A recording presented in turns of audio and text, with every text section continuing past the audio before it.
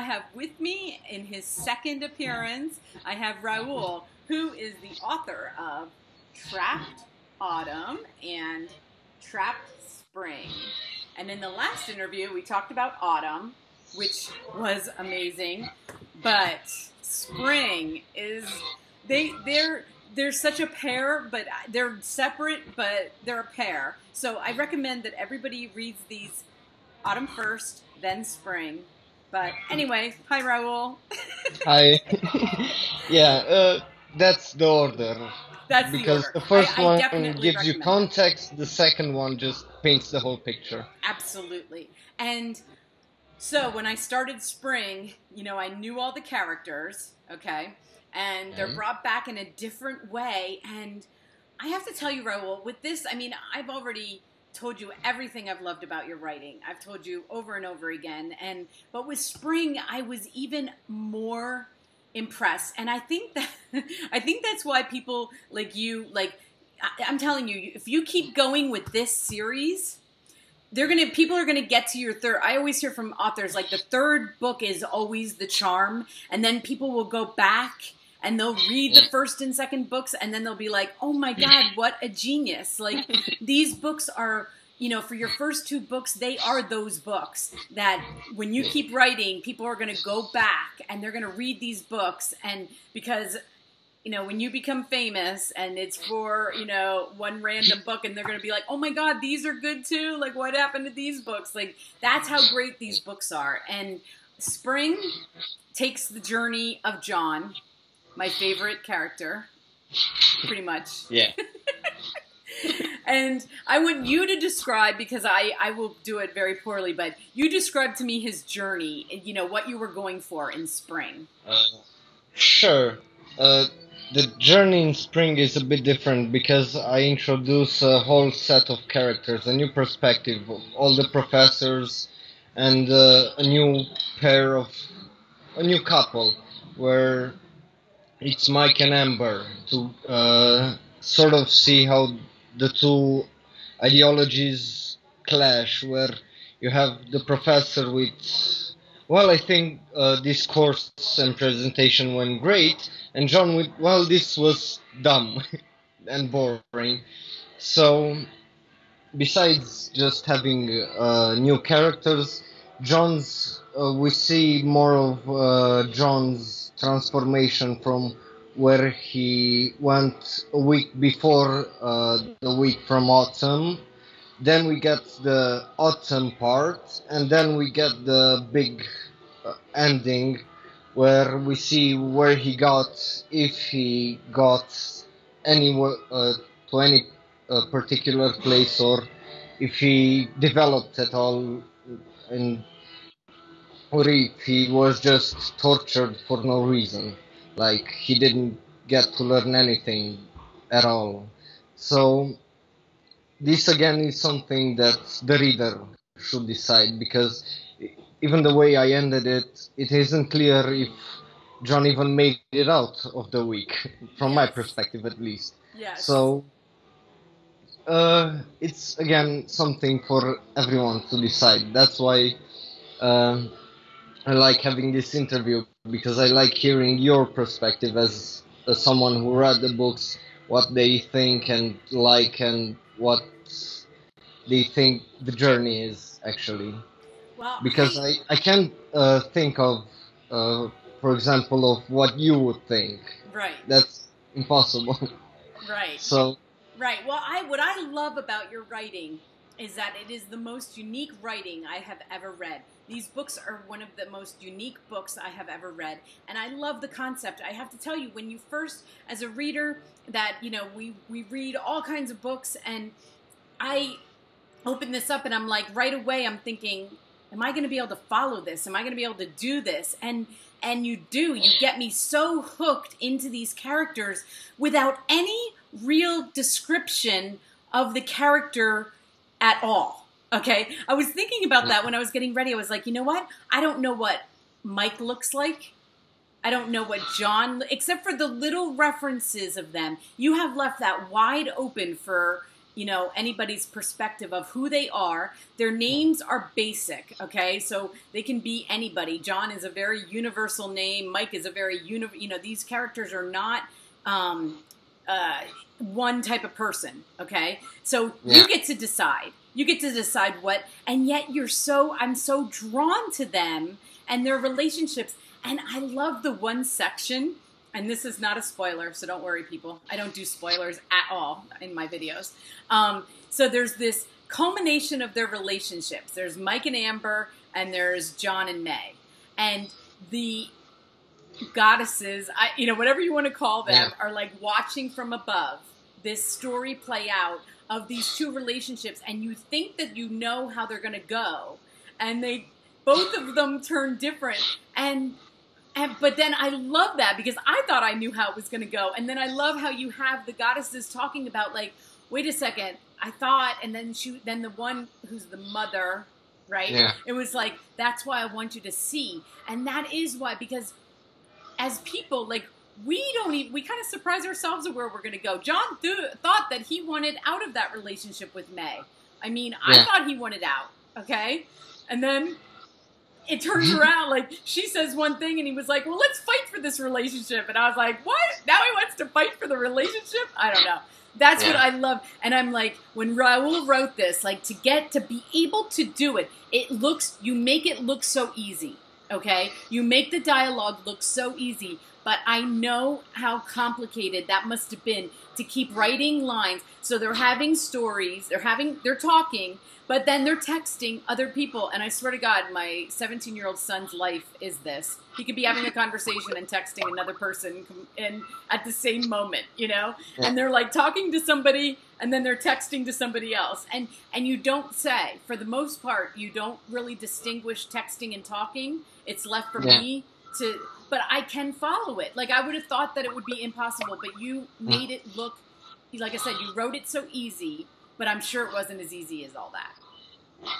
Well, it wasn't easy per se, because when you write a story, you must follow some beats so that you don't lose the readers.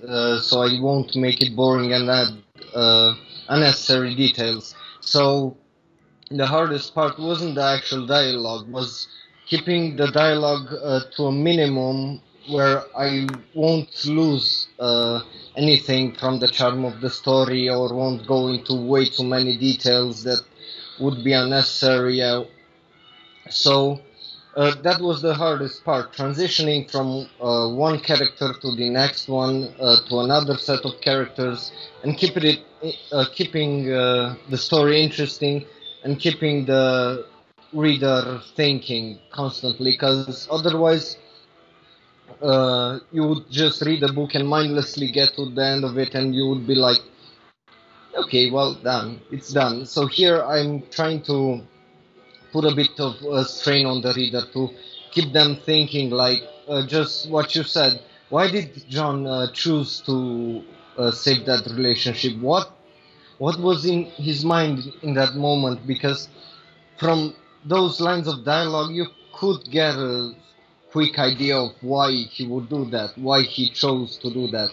So I tried it all to base it like trying to understand the psyche of a human being. Like, if you were to oversee a conversation, to try to analyze the person's thoughts and movements and speech, and try to pinpoint, well, I understand you, I understand, I empathize, I get why you are doing that or saying that. That's what I try to do with these books, and the way the characters feel and talk and think. Well, mostly think with Autumn. Yeah, so, and the way that you do have them thinking. I mean, I love the fact that it's set in college, and college kids are like you have a like Amber, Mike and Amber, yeah. Like Mike is older, of course, obviously, because he's a Yeah. professor, but you have them, it's like, I want to get married. No, I don't want to get married. Yeah, I do definitely want to get married. I don't know. I really want to work. And that is exactly like, it's like you got into that head of all, and they're all going in different directions because they all are in different directions. Yeah. You know, they're all thinking in there. And then as friends, you know, like they're trying to help them, but then they're like, I don't know what to tell you. Like, you know, and as Yeah. they're going through the process of, you know, because we have May's friends, and then we have Amber's friends, and John's Yeah. friends, and Mike's friends, but they're all in a group, but they're separate, and you know that's why they could be texting each other, but then talking, you know, they're like texting one set of friends, talking to another set of friends. You know, it was just, I don't know. There is something about you, Raul. There is something about your writing that is so special. That I am so glad that I got to know you at this point, because I just know, especially. You know that I'm a huge summer-winter fan, you know. Yeah. You know that I'm voting for that, right? Yeah, there will be. They're both in production. That's Okay, all I good. can say. I hope A you tell me. date somewhere in September. The next one, I don't know yet. But Okay. so good. that's all I can say for now. Okay. Well, I'm really happy about it, because we will talk about them when you bring them out. I can't wait to read them. But I bookmarked some of these, my favorite pages. So, and I don't do this very often either, but I had to when I was reading it. Okay, so I bookmarked this part where John is talking about his professors, and like, that's another thing. It's like some of your, I can only imagine, and I did not go to college. I ended up having 6 children. I went a totally different route early on in my life. But I do have children that are in college, and the questions that you gave him, like what's going on in his head, like, why am I learning this? What am I doing? You know, the monotony, you know, this is in spring now. So he's like, oh, do I want to show up for this? You know, what does this mean for my life? I mean, I have my kids asking me that question all the time. But I love how you do those long paragraphs of John in his head, because I've never quite read anything like that. And I think that editors would edit a lot of that out. And I'm so happy that you've self-published these so that it isn't edited out. Because you know how there are these rules, like, you can't do that. You can't have a 3-page, you know, in your head. But that's what, you know, like, I didn't get bored by it. I was so in it that I was like, some editor would be like, no, you know, reduce that down to a page. But then they're missing the beauty of the fact that our heads do go like that. And you got inside of his head and then, you know, went with that. And I love that. Yeah, I started reading today some sections of both autumn and spring, and I just started feeling like, man, I put so much of me in this book. Like, I shared a paragraph on the Facebook pages of some of John's thoughts, and I was like, yeah, this is exactly how I'm feeling today, right now, thinking about some things like about college, since I'm in the very last 100 meters of graduating, and I'm like, man, this just hits home right now very hard, and it's weird to see myself in something I made for the whole world to enjoy and read and basically know me in a very weird way. Yes. So to speak. Well, of course, you put a lot of yourself and you know, in your books. But let me go to another page that I bookmarked. Yeah. Okay, so it's when June and Jan are having their conversation about like what happened, you know, like how they got to be goddesses, and I was like, how did you come up with that? Like, you pull so much from every religion, every mythology, and you just like made your own thing, you know? And how did that come up?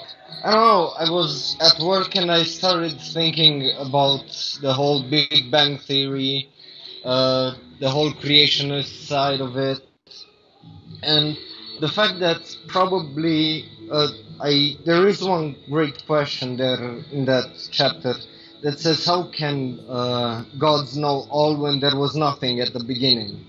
You can't know everything. There was nothing to know.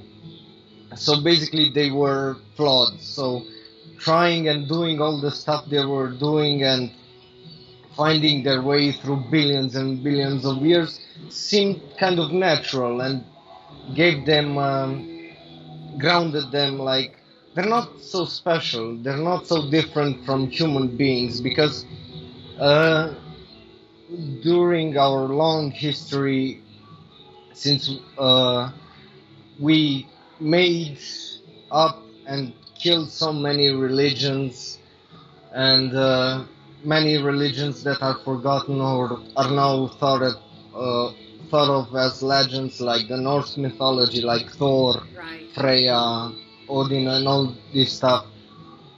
So I try to pull from all those and incorporate some, for example, Eastern Asian uh, small things from Buddhism, for example, like reincarnation, essence, all that stuff, and Hinduism again.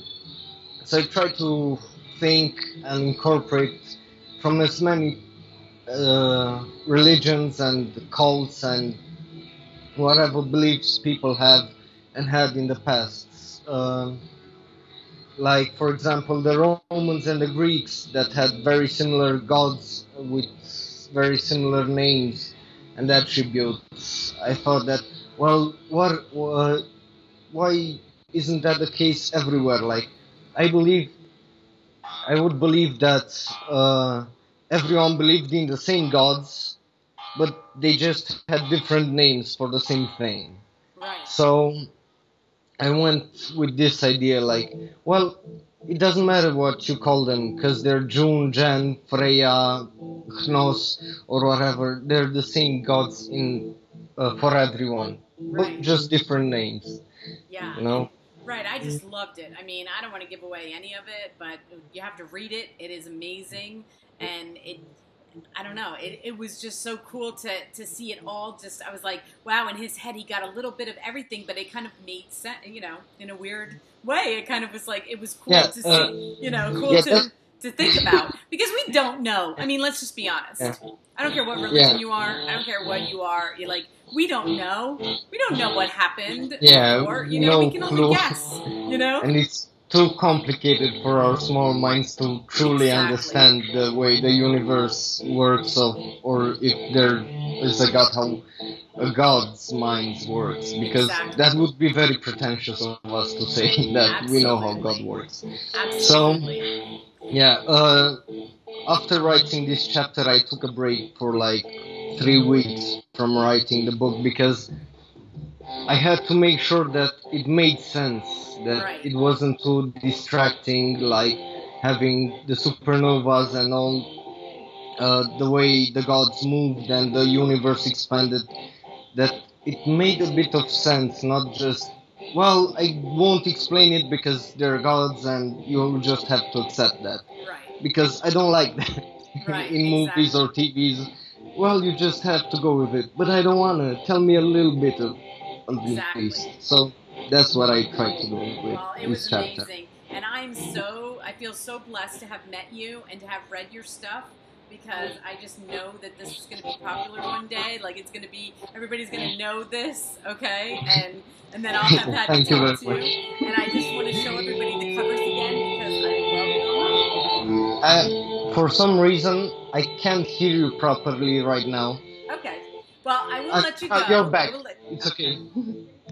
It's okay. I'll let you go because we've talked long and you had a long day and Raul's in Romania and I'm here and we've got our time difference and everything, but I just wanted everybody to see these books again and to get to see you again, and please let me know. You know how to find me, so please let me know when the next one comes out, okay? I will. I'll give you a date. I'll even send you a draft copy if you want. Oh my gosh, I would love that. Thank you so much, Raul. You have a nice night and thank you again. Bye. Bye-bye.